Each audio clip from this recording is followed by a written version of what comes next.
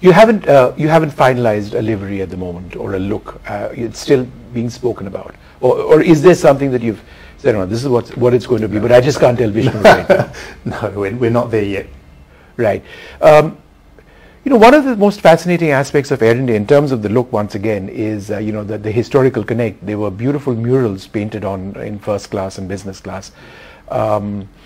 Even the windows have had a certain design outside. So there is that historic association which exists. Would that still be there? Because in aspiring for a new India, would you necessarily keep that aside because that's been done with, or do you think there would be elements of that? Air India has 90 years of history. Yes, huge. And 90 years of assets and imagery and heritage. And so we do want to carry elements of that forward. It's important. Equally, we need to look at the future. And we do need to demonstrate that we're not just rooted in the past, we're also aspiring towards something in the future.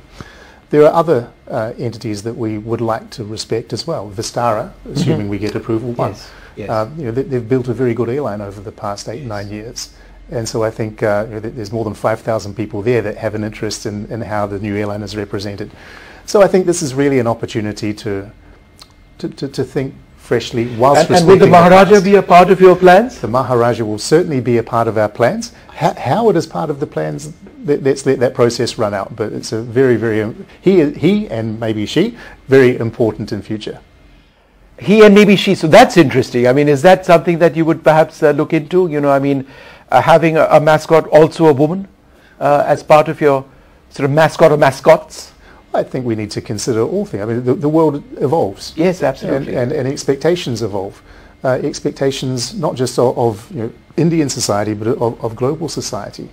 And so I think this is an airline, as I say, that needs to also look at the future whilst respecting the past. And so this is one of the many things that we need to consider as part of a brand reset.